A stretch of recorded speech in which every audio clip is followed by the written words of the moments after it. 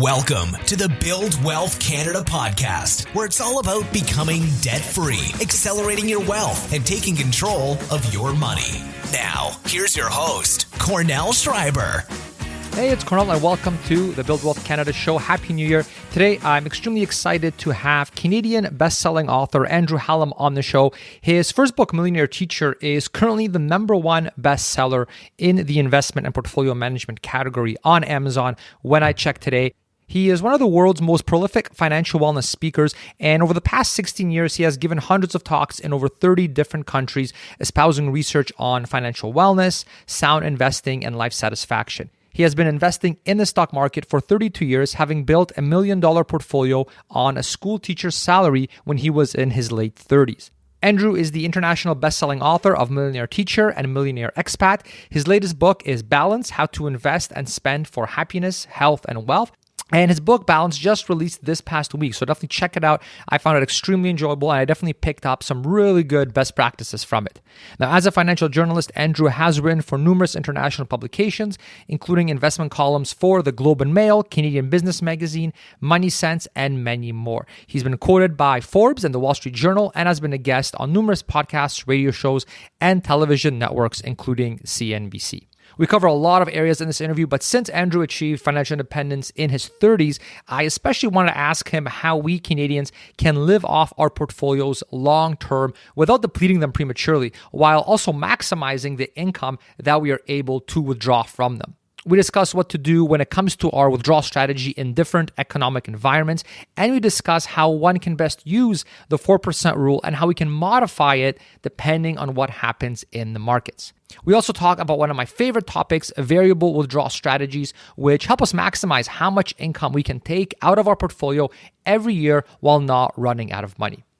And just a quick announcement before the interview, I will be releasing new free guides and resources in the near future on how to optimize your investments, your financial planning, as well as some optimization strategies on how we can all pay as little tax as possible here in Canada. So if you haven't already, I encourage you to go to this podcast webpage, which is buildwealthcanada.ca. Sign up anywhere on the front page, and you'll get exclusive access to all the upcoming guides for free as they get released. So again, to get that for free, just sign up anywhere over at buildwealthcanada.ca and enjoy the free content. And now let's get into the interview. All right, Andrew, welcome to the show. Thanks for the invite, Cornell. I really appreciate it. So for anybody that hasn't read your books or is hearing about you for the first time, can you tell us a bit about yourself, especially when it comes to the world of investing, financial planning, and retirement? I was really fortunate when I was going to university. I had a summer job where I was working at a bus depot, and I met a mechanic there who happened to be a millionaire. So I was 19 years old, and he told me, look, if you become financially literate, you don't necessarily have to make loads of money. You can do a career that you enjoy doing and let your money work for you. So I started learning about money when I was about 19. That's when I started to invest. I became a school teacher. And so I taught high school English. But as I was learning, I was reading all kinds of personal finance books and academic studies relating to finance as well. I started to write about it. Like I wanted to be able to share it. So I started writing for magazines like Money Sense. So I was working by day, I was teaching English, high school English. And by night, I was putting these articles together, which I just absolutely loved. And then in 2002, I decided to take a year off teaching. It was a deferred salary leave, which essentially gave me a year away from my job. And at the end of that year, the job was promised me upon my return. So I chose to just travel. I wanted to see as much of the world as I could in that year. And instead of going back to Vancouver Island to go back to the same school. And this was totally unplanned. Like I really planned to go back to that same school. I ended up getting an opportunity to teach high school English at Singapore American School. And so the principal of the school that I was at on Vancouver Island ended up getting a job there the year before, sent me an email and he said, this place is great. So got a job there teaching high school English and then eventually high school personal finance. So I continued to write articles about investing as I was teaching English. And because most of the teachers there weren't, actually all of the teachers there, they weren't contributing to any kind of defined benefit pension. The Americans weren't able to contribute to Social Security. They really relied on obviously their money in terms of their investment abilities, their savings abilities for their futures. So, I mean, you could work overseas your entire career, not pay into a defined benefit pension, not pay into any kind of social platform. Then as a result of that, you move back home to your home country and you recognize that the government's giving you nothing. So what is really interesting too, Cornell, is that when you live overseas, like when you're in an area like the Middle East or Singapore, often where salaries are a little bit higher, and the people know that, the financial services industry knows that these people have to save money or they're completely hooped, like they have to invest it. So they swarm in on these areas, and often with the worst financial products you can imagine. So I was seeing friends buying stuff that was just like, take whole life insurance policies and multiply all the badness by 10, and you've basically got what a lot of my colleagues and friends were buying. So I wanted to share what I was learning with them. So I would be giving them like personal finance books. I'd be buying them. This is long before I wrote my own. And I'd go down and I'd spend thousands of dollars, go down to the bookstore and figure, I'll pick the simplest books I could find. So, I bought John Bogle's book, A Little Common Sense on Investing, How a Second Grader Beats Wall Street, The Coffee House Investor, Lazy Person's Guide to Investing. I bought anything and everything I could, and I would be gifting them to people. So I'd come like, I show up at school like with 24 books. And I'd say, they're in my classroom, come and get them. And people were really happy about that. And then I'd bring people to my classroom and we do these like book talks. And I'd ask people like, so did you guys understand the books? And everybody said, yeah, totally understood them. So then as a teacher, I started asking questions, like just to see like, how much do they understand? And it didn't take long, Cornell, before, and these were smart people, obviously, but it didn't take long before I realized in most personal finance books, there's jargon that's used that the average person just doesn't understand. And so eventually, they started saying to me, because I guess in one sense, I was putting them on the spot by asking them questions. And eventually, a lot of them said, well, there's this part we didn't really understand, or there's this we don't understand. And so I was a bit frustrated because I picked the simplest books that I could.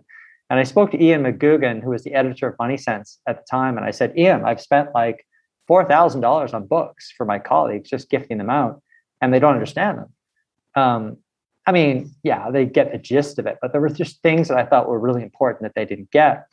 And so Ian said to me, well, you've got one option, like write your own book and use those people that have never read a personal finance book before as your gauge as you build the book, which I thought was a great idea. Super humbling, because here I was, I'd been writing finance magazine store. I'm a teacher, so I think, I'm going to be able to explain things well. I write for, writing for Money Sense magazine. But when you look at the readership of something like Money Sense magazine, for example, they tend to be people, and same with the business section of the Globe and Mail, they tend to be people who already have an interest in finance. So you give that stuff to the average college-educated person who hasn't had any exposure to investing or to the stock market, and there'll be a lot of terms that they just don't understand, like a 100% equity portfolio. Well, what the heck is that, right? Like a lot of people don't get that.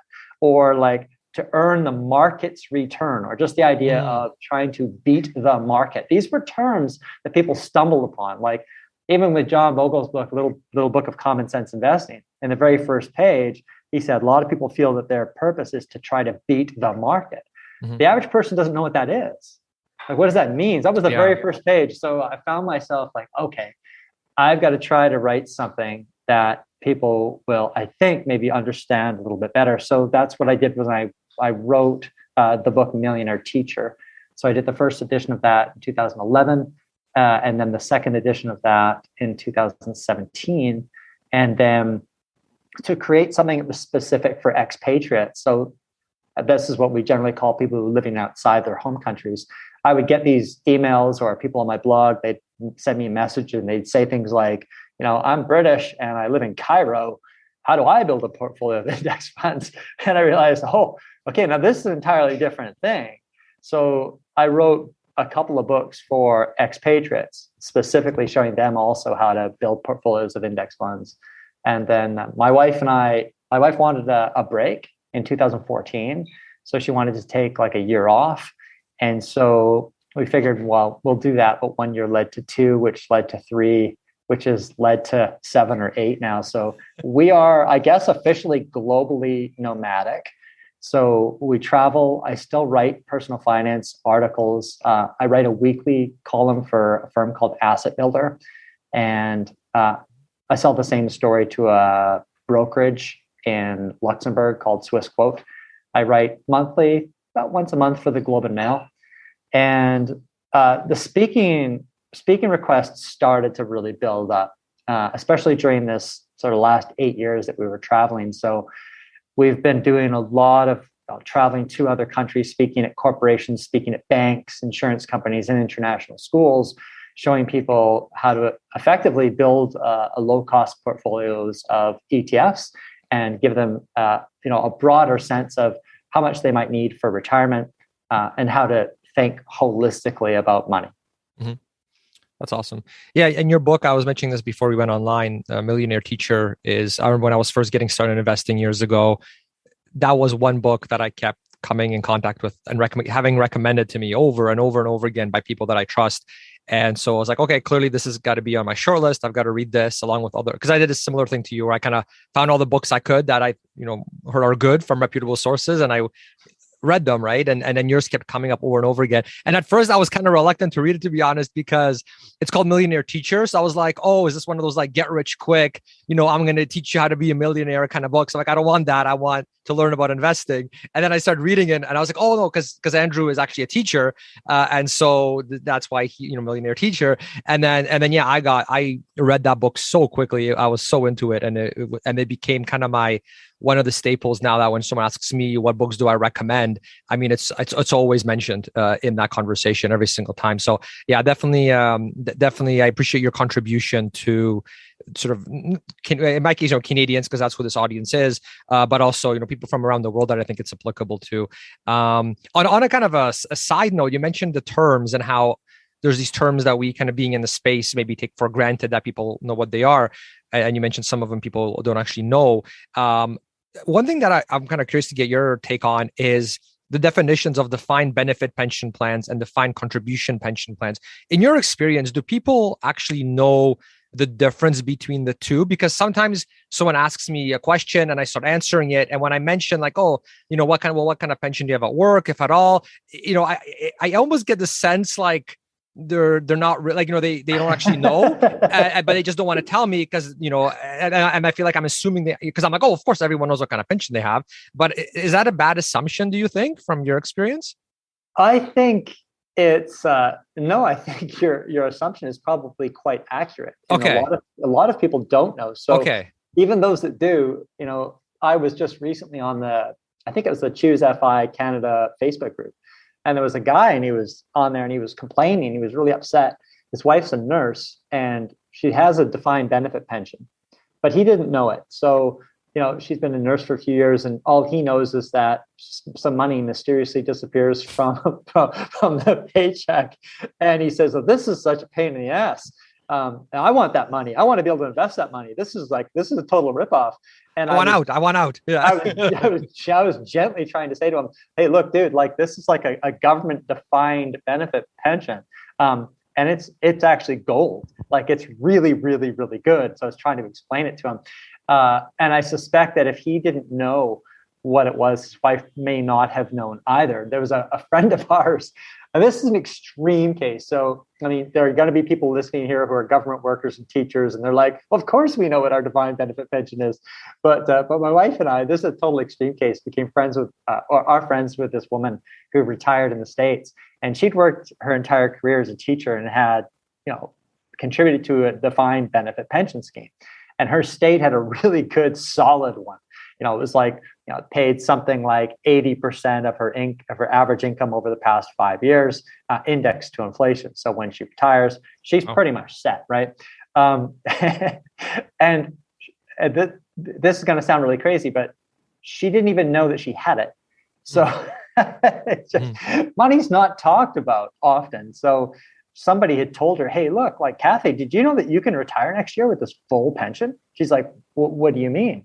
Wow. She didn't even know. And I know you're going to have listeners who are listening to this going, well, how crazy is Kathy? But if there's Kathy out there, there are probably loads of other Bill, Tony, and Bobs out there too, who likewise are in either that situation or perhaps not really understanding the difference, as you say, between a defined contribution pension, whereby essentially money that you are contributing, and it's more or less investment related, like you will get this pot at the end of the day, versus defined benefit pension, where you are going to be getting virtually, based on a calculation, a set amount of monthly income upon a certain date for your future in perpetuity, as long as you live and or your spouse lives, depending on what package you end up choosing. Mm-hmm. Thanks for defining it. I was actually just about to do that. I was like, okay, we're talking about it, and here we are talking about how we shouldn't assume, and we're assuming that people listening know. And I know a lot of the listeners that listen to the show have been studying this for quite a bit now, and I would say probably 90+% of them already know. But yeah, just to also be kind of beginner friendly, I think it's good to mention the definition. So thank you for explaining that. But yeah, I mean that's such a big that's a total game changer, a life changer, right? If you know you have one versus the other, I mean, that totally changes the game in terms of how much you have to save and invest, and how risky your investments can be, and that kind of a thing. So like your whole portfolio allocation gets impacted by that, right? So so thank you very much for mentioning that. And now a quick message from one of our sponsors. I get a lot of questions from listeners of the show if I know of a good organization or person that can help them optimize their finances and answer any questions that they may have. I spent a lot of time researching on who I can actually wholeheartedly recommend and use myself when it comes to financial coaching. And as you know, there is a lot of conflict of interest here in Canada, where you can easily fall into the trap of going with a financial planner or financial advisor, thinking that they have your best interest at heart, but really they're just trying to persuade you to buy some expensive investment product from them so that they can earn their hefty commission. So the organization that I personally use and recommend for coaching and financial optimization is called Enriched Academy. They are as legitimate as it gets. They actually coach Canadian police officers and have actually been implemented by the government of Alberta to be in their schools teaching financial literacy. And they're already in over 400 schools and colleges as well. So what's really neat is that their students, like myself, actually track the results of the coaching. And so to date, on average, the Canadians that they've coached have increased their passive income by over $2,000, have increased their net worth by over $44,000, increased their credit score by 25 points so you can get better rates on mortgages and loans, and reduce their advisor fees by 1.25% on average. And as you know, if you've listened to past episodes, that 1.25% savings can easily save you tens of thousands of dollars in unnecessary investment fees over your investment lifetime. Now, they don't sell any investment products, so they are totally unbiased, which is a key reason why I decided to take part in their coaching myself, as their advice is 100% geared towards benefiting you as opposed to trying to earn some commission on the side. So the special page that they set up for Build Wealth Canada listeners to get a free one-on-one live assessment call is over at buildwealthcanada.ca/enriched. That's buildwealthcanada.ca/enriched. Give it a shot. It's free and there's no obligation or anything like that if you try them and don't think it's a good fit. Now, I was skeptical at first because I've already been optimizing my finances for many, many years and applying what I've learned from the different guests that I've had on this podcast. But even after just one coaching session, my coach Alana was already able to find some optimizations that I could implement. So definitely give it a shot. They made it as risk-free as possible with the free assessment call. And they also have a really generous refund policy if you do decide to actually sign up for paid coaching. And so that link again for the free assessment call is buildwealthcanada.ca/enriched. And now back to the show. Now, so you're someone that has achieved financial independence many years ago and has had to learn how to live off your portfolio indefinitely in a sustainable fashion. So just to set the groundwork, and for somebody that hasn't read your books before, can you tell us what kind of investments your portfolio consists of that has allowed you to do this and retire early? Well, I guess to back up, first of all, I actually don't live on my investments. Okay. And so when we when we ended up quitting our jobs, it was meant to be just for a year, and we figured we'd go back to teaching because we really liked that. Like I loved it. It didn't feel like it was work for me. It just felt like fun. And my wife said, let's take this break. But we were financially independent. And I suppose, by definition, in terms of people looking at FI, I guess I was FI by my mid-30s, but I didn't really have a sense of like, oh, I want to quit my job. Because to me, it was just a lot of fun. So I continue to earn income. So as I mentioned, I write for Asset Builder. And then with my speaking, there's added income associated with that. There are book royalties. So I haven't actually had to look at the portfolio from that practical sense of how much can I actually withdraw each year. I mean, obviously, it's really nice knowing that I don't have to earn any of this income, and I could live on actually a fairly small percentage of the portfolio. So, but I do like the 4% rule. I do like it. I know that it is really interesting when we're looking at studies. And so those of you who aren't aware of the 4% rule, essentially what it indicates is back-tested studies suggest that you can withdraw an inflation-adjusted 4% from your portfolio each year, giving you the highest statistical odds of not running out of money during a 30-year retirement. So for example, let's say you have $100,000. In your first year of retirement, you could withdraw 4% of that, which equals $4,000. So really, that's what your $100,000 portfolio is worth. It's worth $4,000. In year two, the idea is you look at what was inflation. Let's say inflation was 2% that year. You would then withdraw 2% more than $4,000. So I don't have a calculator here, so I'll make it up. Let's assume it's $4,105. And so you continue to do that, giving yourself an inflation-adjusted return, or sort of an inflation-adjusted withdrawal, such that you can live on that. So that's generally the idea of it. Now, you mentioned a 30-year time frame, which is, I guess, the big criticism of it, in particular for early retirees. Like you mentioned, you were FI in your 30s. For us, it was the same kind of thing. So is there a certain process or variation or other withdrawal strategy that you think is more suitable for those that are early retired? That doesn't necessarily have to be someone in the 30s, like anything non-traditional retirement age. So I don't know, maybe something like under 50 or under 60. Do you have any thoughts on that? Yeah, I have had thoughts on that. One thing, I guess, just to look at something, to me, what's really interesting is, you'll look at all kinds of studies that will be saying, oh, the 4% rule, it's outdated, so maybe it's 3.3%, or we suggest it's 3%, or whatever it is. Actually, the biggest risk of the 4% rule is actually dying with too much money. Right. So even when you look at someone retiring earlier, someone having more than a 30-year retirement, even when you look at someone withdrawing inflation-adjusted 4% and not adjusting that at all, even when you do all of those things, odds are actually better that you'll die with more money than you initially retired with than the odds that you'll actually run out. So what they do, and they say it doesn't work, what they're doing is they're looking at something like, say, Monte Carlo scenario, and they're working at worst case scenarios too, where they're combining all of these worst case scenarios and saying, oh, actually, if we had inflation like we had in the 1970s, and then we retired on the eve of a market crash like we had in 1973, and someone withdrew an inflation-adjusted 4%, that money would have run out here after 28 years instead of it lasting the full 30 years. Or they're looking at, say, bringing in a 1929 like crash with high inflation after that. So there are a couple of interesting things here. Now, people say, well, it doesn't work anymore. What they're doing is they're looking at the worst case scenario.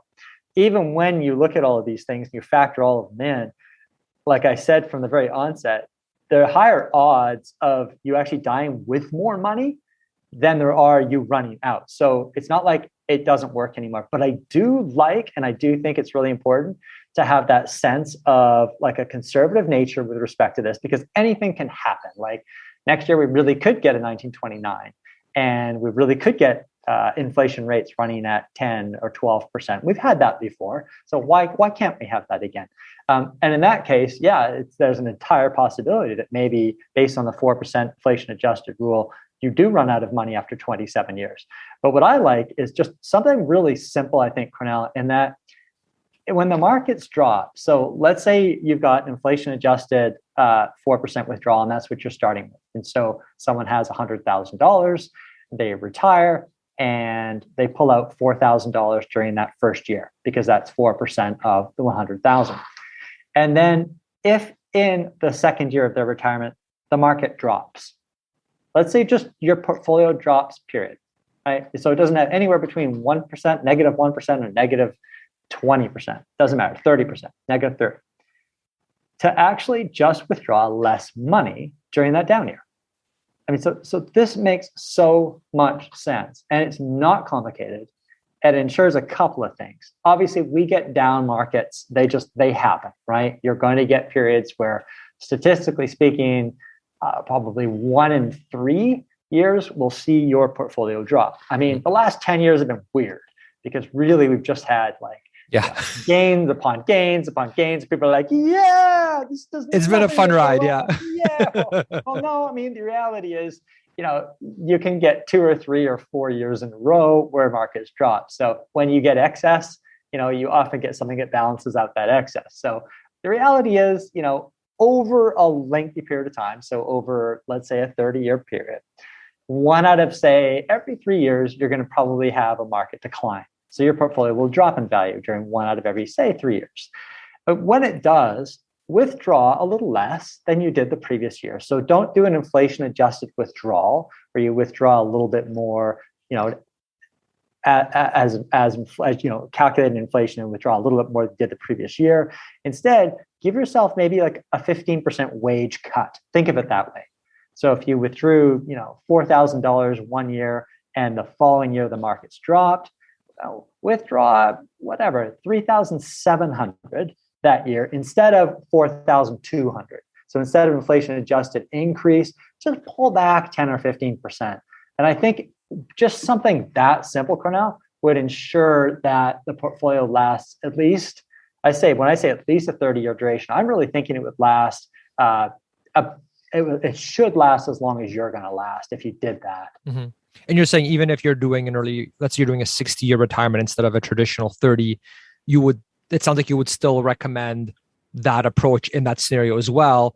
Just you have to be willing to pull those different levers, one of which, for example, spend less. And then there's other levers you can pull as well, right? Like move to a lower cost of living country, maybe do a little side income, things like that, right? Is that kind of the approach you take in order to be able to weather those storms, those, let's say, 30% drop storms?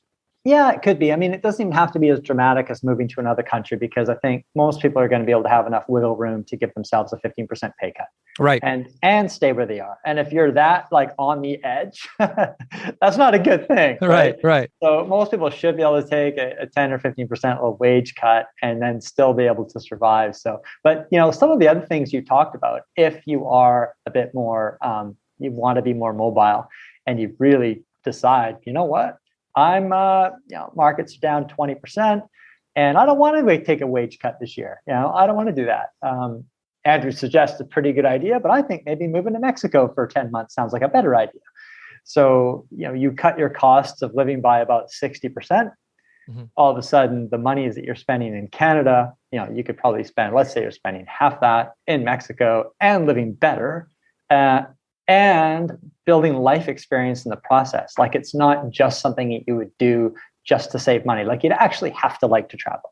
You'd have to enjoy different cultures. You'd have to want to, sacrifice that Canadian winter to spend that time on Puerto Vallarta's beach. I mean, it sounds horrible, but you'd have to be able to make that sacrifice and enjoy that sacrifice. That's great. I like that.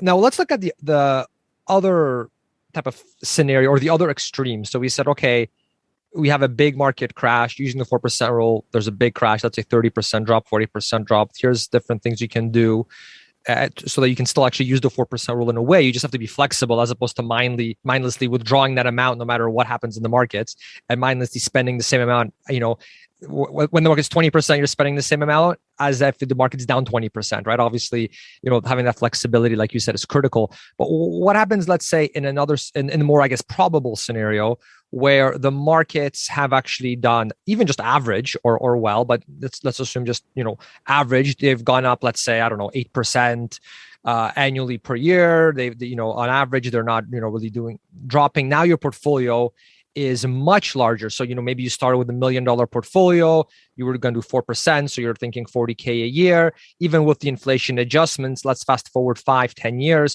Let's say now you've got quite a bit more. Now your portfolio has grown. We haven't had any crazy drastic crashes. What do you do in this case? Because in this scenario, now you're actually running into the risk of just hoarding this money and pretty much dying with this gigantic nest egg when you could have actually, done charity or enjoyed it with your family or things like that. So we're kind of going to the other side now.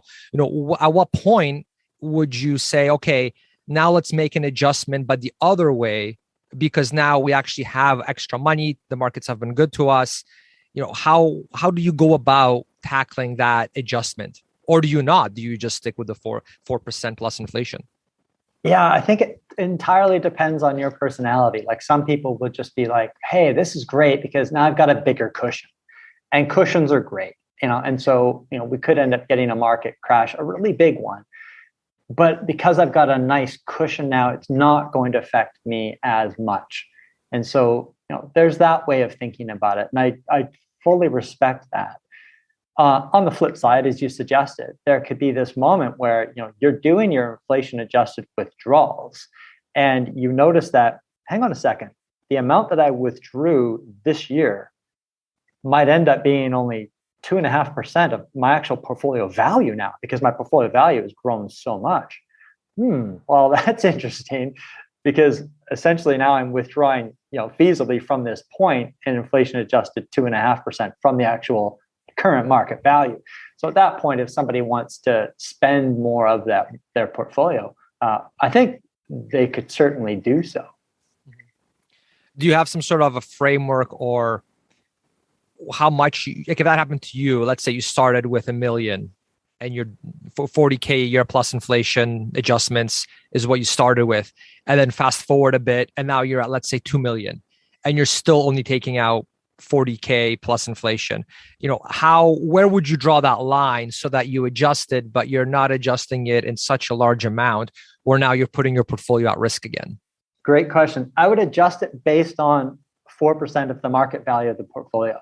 Okay. And then go, okay, because it makes sense, doesn't it? So let's say you start out with $1 million and you're withdrawing $40,000 a year, and you're doing that adjustments for inflation associated with that. So now you're after several years, you're at the point where maybe you're withdrawing 48 grand in a given year. And your portfolio though has risen to $2 million. Well, if you're taking out $48,000 from a $2 million portfolio, you're only withdrawing what is that? 2.4%. Mm-hmm. So it's like, okay, well, let's actually make an adjustment here and say, reframe this based on 4%, I should be able to withdraw $80,000 from this portfolio's value. So now your portfolio is worth $2 grand. You could theoretically give yourself a really big raise up to that 4% threshold. And again, that will really only happen if the markets really, really fly. But that's exactly what would have happened for anyone who retired in 2010, 11, 12, 13, 14, 15. That's exactly what would have happened, because markets have gone gangbusters since then. So yeah, they could theoretically do a reassessment on that. And then from that point, so then of course they could withdraw 80 grand a year. And then from that point, if there's a market drop, I suggest a pullback. So again, don't continue to give yourself inflation adjusted raises when the market during years when markets drop. This will increase the odds of your portfolio lasting quite significantly, increase the odds of your portfolio lasting your lifetime. Gotcha. That's great. I'm loving this. It's such a good framework. So it sounds like your suggestion is start off with sort of the more traditional fixed 4% rule approach.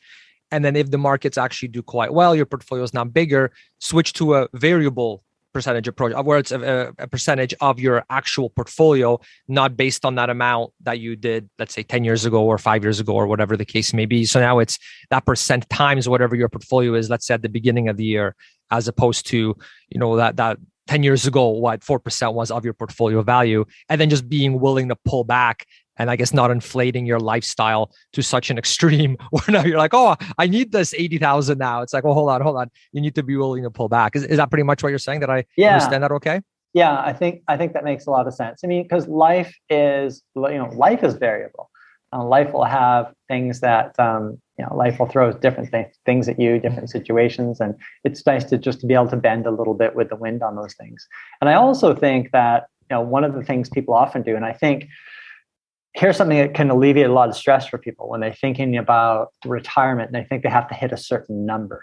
Like, oh, I have to have an X number based on the 4% rule. I need to have a certain amount of money in my portfolio for me to be able to retire. One of the things that I strongly recommend, and this is based on research that I did from the book Balance, and this is going to shock a lot of people, but on aggregate, if you retire early, you die early. So this isn't to say that everyone that retires at 30 or everyone retires at 40 isn't going to live as long. I'm not saying that. So a listener might be like, wait, no, my Uncle Harry, he retired at 45 and he's 110. Yeah, okay, cool. It's not going to be for everybody. But on aggregate, the research on this is really compelling. It's really solid. And so the idea that, hang on, maybe I don't just want to retire at some point and absolutely do nothing.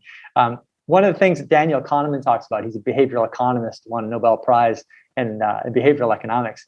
And he says, we don't really know what we want. And that's kind of weird. Like, we don't know what will give us life satisfaction in the future. We're a little bit like little kids. Like, Cornell, if some adult asked you and me, and we were kids, you and I, whatever, we're not the same age, but say we were, and they're like, hey, Andrew, Cornell, I got this deal for you. Do you guys like chocolate? And we'd be like, yeah, we like chocolate. How about this? I'm going to give you nothing but chocolate for the rest of your lives. How'd that feel? You and I would be like, yeah. Well, we think that that's what would make us happy. I'm guessing, Cornell, you'd be the same as me, right? You like at 6 years old, you'd be like, yeah, I want chocolate. Oh, for sure. I'm all in. Yeah.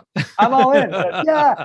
But, I make this analogy, but the reality is true in that, according to what Daniel Kahneman says, that we don't really know what will make us happy. So the idea of early retirement or the idea of retirement period, we think that's what makes us happy, but it actually ends up stripping us of purpose.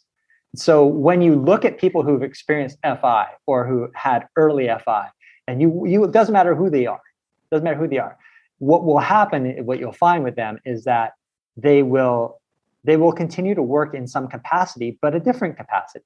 So that's the coolest thing about FI is that if you have a job that you don't like, and you're financially independent, basically you've got your FU size of your portfolio where you can say to your boss, I'm done, I'm sorry, I'm not doing that.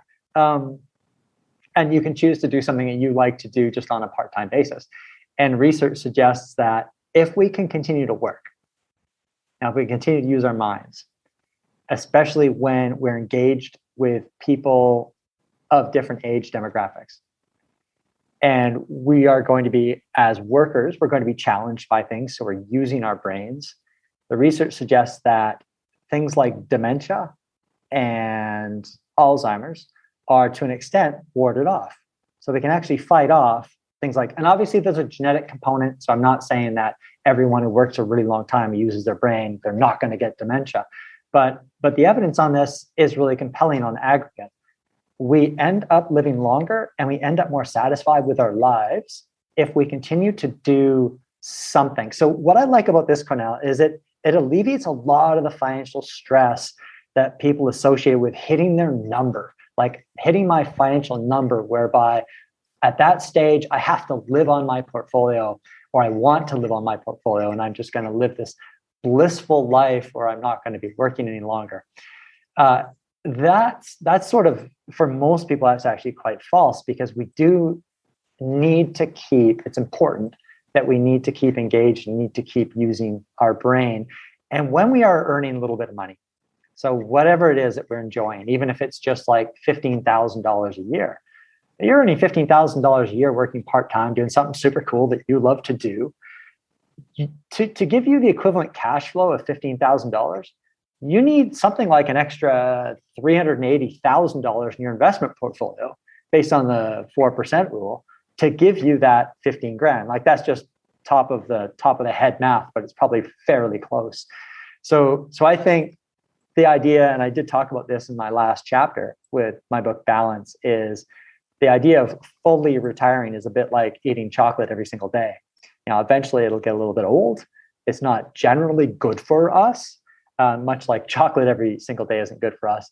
Yet when we're striving for it, just like when we were kids and we were presented with that analogy of the chocolate, back to what Daniel Kahneman says, we actually don't know what will make us happy or content in the future. So looking at the science of it, I think is pretty important. Yeah, that's pretty smart. That seems to be the most common mistake I see early retirees do in the FIRE movement. Like I'm one of them. We hit our FIRE number in our early 30s. You did as well, and other people that I speak to who also did the whole retiring in their 30s piece.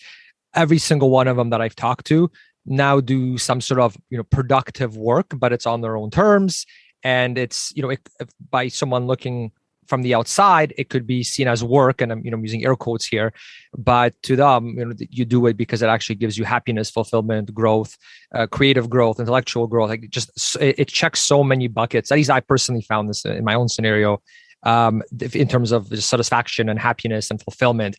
Like I listeners of the show know I lasted basically 6 months in a full retirement, and I couldn't do it anymore. It felt so unfulfilling, and it feels like you're just kind of wasting. Like, and again, it maybe it's probably different for someone that's been working for 60 years and they're just like they're done. They want I'm not comparing myself to those people, but for someone for like a type A personality who's in his or her 30s, to all of a sudden hang up your I guess tie or dress shirt or whatever, and just live a life of like, I mean, to your chocolate example, right? We think that's what we want, and that's what I thought I wanted. Didn't even last 6 months before I needed something more. And every single, like Bryce and Christy, who I'm not sure if you've talked to from Millennial Revolution, like they're the other like really young Canadian retirees. I know they've experienced sort of the same thing, like where they're still doing work quotation marks, even though but it's for enjoyment, and yeah, it makes some money, but that's not really the main priority. And it seems like you're an example of that as well. You've said you were FI in your 30s as well, and yeah, you're still doing speaking, you're doing writing, and I'm willing to bet a lot that it's not for the money that you're doing it, right? It's for other things. Yeah, exactly. It's that engagement. It's fun for me, and again, to reach financial independence gives us choice, and then what we do with that choice is entirely up to us. But looking again behaviorally at life satisfaction and looking at the science behind it, it's kind of cool to put some of that science in play and recognize perhaps even ahead of time, not necessarily having to go through 6 months of just eating chocolate before you realize that, you need to add some other things to your diet. Yeah, it's kind of cool to know that. And as I mentioned too, I think it alleviates some of that financial stress initially figuring that everybody has to hit, or an individual has to hit a certain number at a certain date. Mm-hmm. Yeah, I can see being stressful, I think, especially if someone is, let's say, fresh out of school, just getting started, and someone's like, oh, well, you need let's say they read somewhere, oh, you need $1 million, right? It sounds almost overwhelming. It sounds almost like you're just going to throw in the towel, because that's an obscene amount. Like you look at your cash flow, how much you can save every single month. I mean, it's going to take you forever to get there, right? It can be very, I think, discouraging. Whereas if you change your mindset and think of it differently, like what you're suggesting, where the goal is not to live a life of permanent leisure, but to kind of make it so that you have choice and you can work on your own terms and doing something you enjoy. That's the goal, right? As opposed to just hoping to be able to live on a beach all day, because I'm pretty sure that gets boring for everyone, at least from everyone I've talked to. Yeah, I think so. And I think especially people that are like part of the FI community, they tend to be driven people. They tend to be purpose-oriented people. They tend to be goal-oriented people. They're often wired to achieve. Yeah. And so then you shut that down at 30. The person will just eat themselves up from the inside. So yeah, all of the people in the FI community, whether we're talking about Christy and Bryce, or we're talking about Mr. Money Mustache, they do stuff. Like they do stuff to keep them occupied and to keep them engaged, because we need it. And like I say, previously, we live longer when we do that. When you look at the blue zones, and this guy, Dan Buettner, he wrote this great book called The Blue Zones, and he identified regions in the world where people live the longest. They tend to be regions in the world where older people actually stay actively involved in the community. And so they're helping and they're working literally until the day they die. And it doesn't mean that they're working full time at stuff they hate. No, they're helping out, they're contributing, they're doing things that they enjoy. The Japanese call this sense of purpose ikigai. And in Japan, they have these places called silver-haired centers. And they're basically for Japanese people of retirement age who can just pick up part-time work that they choose to. So they wander in there and they're given some kind of job. The Japanese live longer than Canadians do. And one of the reasons potentially for such legendary longevity is the fact that Japanese don't typically aspire to retire the way we do. They want to continue doing something. So, you could be like, pulling into a parking garage in Tokyo, and there's some guy there and he's directing you to wherever you're going to park. And that guy might be in his 70s and he might be a multi-millionaire, but he's just doing this thing a few hours a week because it gives him a kick. He enjoys doing it. Yeah. Before we get into more questions, Andrew, can you tell us a little bit about your new book called Balance? I've read it. I found it incredibly helpful. Definitely, I recommend it to all the listeners. Can you tell us a little bit more about it and where we can get it? Yeah, thanks for asking about that, Cornell. So with Balance, I wanted to identify what true success was. And so we often think of success as money in the bank or big investment portfolio or like a great career. But when we ask people why they want those things, like, okay, why do you want that big portfolio? Oh, it'll either be like so they can spend a bunch of money or so they could retire early. And then you keep asking why. Well, why do you want to spend a bunch of money or why do you want to retire early? And I love asking these questions. So I'd be a pain in the ass to be stuck on a long airplane ride with, because I just love asking people questions. And I love to just continue to dig with why? And then they start reevaluating their whole life on the plane. They're just mind blown. Well, it's funny because you don't have to tell them anything. You don't have to tell them what you think, but just by asking why, each and every one of us, by digging in and asking why we are driven to do anything, eventually ends up to be quite revealing. In the end, every response will come down to some sort of life satisfaction. They think it will make them happy, feel safe, content. So we are purpose driven for life satisfaction, no matter what it is we do. Why do you want to run that marathon? Why do you want to eat at that restaurant? Why do you want to buy that car? Why do you want to get that degree? If you keep digging with why, eventually it always comes down to life satisfaction. So what I wanted to identify was, hang on a second here. If life satisfaction truly is the end goal, then life satisfaction is success. That's what success is. So how do we maximize life satisfaction? So in the book Balance, I broke it down into 4 categories. Life satisfaction involves having enough money. It involves having good relationships. It involves having your health. And it involves having a sense of purpose. It doesn't matter how big your investment portfolio is. If your relationships are a train wreck, you're not a success. Holistically, you're not a success because, and this isn't me just saying anecdotally, giving my opinion, because one of the massive variables for life satisfaction, in fact, the biggest variable, is the relationships that we have with others.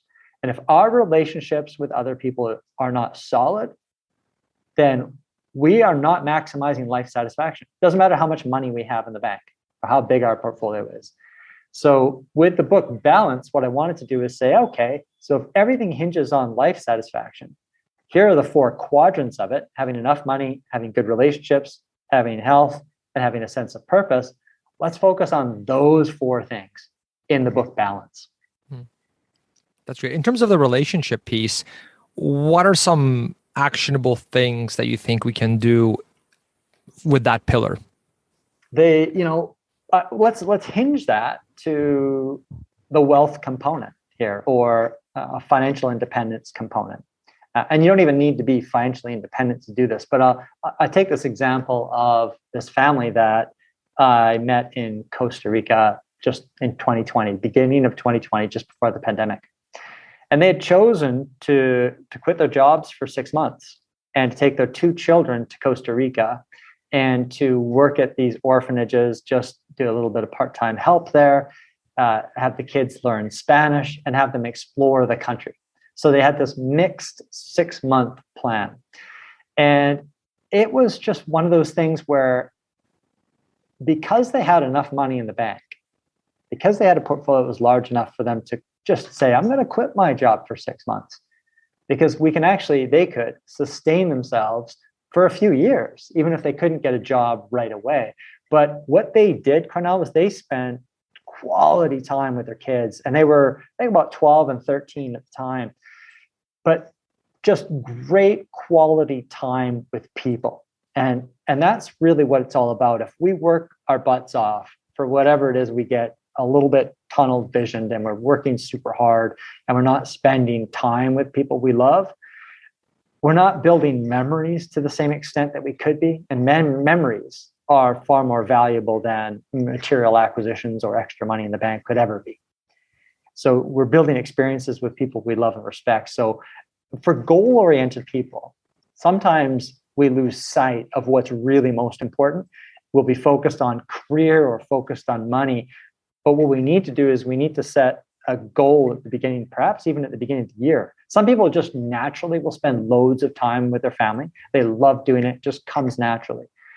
But not everybody, because they get a bit swept up in other things, work-related things. So the idea that at the beginning of the year, set some goals, figure out, okay, now what is it I'm going to do with my family and with my friends? And let's set like SMART goals, like you would with a business, like something that's specific, that you can measure, that's specific based on a time period, and set those goals and then fulfill them. Because that Harvard is an 8-decade-long study. It's a Harvard study of adult development, and it suggests that they studied these people for 8 decades. And they studied their families. And then they added another inner city Boston group to the study. And they found relationships are true keys to life satisfaction and longevity. Mm-hmm. That's awesome. Thanks so much for sharing that. Yeah, this has been fantastic. And I feel so spoiled because I get to read your book and then I get to talk to you to elaborate on some of the pieces to flesh them out even more. So this is wonderful. So thank you so much, Andrew. We've been talking now for about an hour now already. So what I'm thinking maybe is I think we've already covered a lot of the kind of key beginning pieces. Maybe if you're okay with it, we can sort of finish the episode for today and then do a part 2 and cover some of the other questions that we had planned, and just to kind of spend 2 episodes because I know we had our set questions, but then we sort of went off on a few other things, but which is fine. I think those were really valuable. Yeah, let's do it. But if you're up for it, I'd love to do a part 2, just so that we're not, because I feel if we go through all of them, we'll be on here for 2 hours for sure. Yeah, for sure. That sounds great. Awesome. But this has been an absolute blast. And so with your book Balance, like I said, I love it. I think it's a must read for everyone. And I also just want to say I really appreciate you doing what you do, because you don't have to do this, you don't have to work, you don't have to educate, work, again, quotation marks here, you don't have to do these things, but yet you're helping people, I think, that are on their way to FI, but also people that are like myself who are already there, but you're sort of blazing the trail so that we don't kind of make the mistakes, and then I can kind of learn from you, and then I can pass what I've learned on to others who are kind of maybe earlier in the path.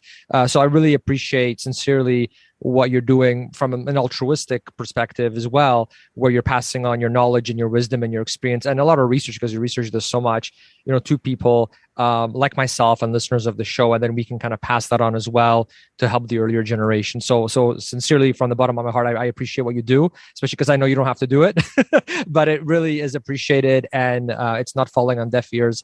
And thank you so much. And again, tell us again, where can we buy your book? Where can we get it? I encourage everyone to check it out.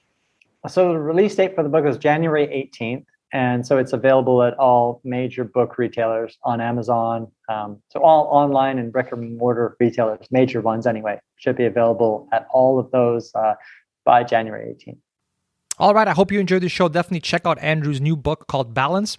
And also a big thanks to Enriched Academy for letting Build Wealth Canada listeners have that free assessment call with their coaches to see if there are any ways that your finances can be optimized. I've been a huge supporter of Enriched Academy over the years. They provide top-notch education and they don't sell any financial products. So I love how my Enriched coach isn't trying to sell me anything. It's all focused specifically on optimizing my finances. I'm sure there'll be a huge benefit to you as well. And their average coaching client has increased their passive income by over $2,000, increased their net worth by over $44,000, increased their credit score by 25 points, and reduced their advisor fees by 1.25%, which translates to tens of thousands of dollars saved long term. So again, that page to get that free assessment call with one of their coaches is over at buildwealthcanada.ca/enriched. And last but not least, definitely a big thank you to EQ Bank for sponsoring the show. It's the bank that my wife and I use for our savings accounts. Not only is it free, but the interest rate that you get is as much as 30 times higher compared to some of the other banks in Canada. And it's not some temporary promotional rate either. I've been with them for years and found that they constantly adjust their rate to consistently have one of the highest rates in Canada. And if you're going to check them out, please go through my link as it really helps support the show. And that link is buildwealthcanada.ca/EQ. That's buildwealthcanada.ca/the letter E and the letter Q. So that's it. Thank you for tuning in. I really appreciate any support that you provide, and I wish you a safe and happy month. Take care. Thanks for listening to the Build Wealth Canada podcast at www.buildwealthcanada.ca.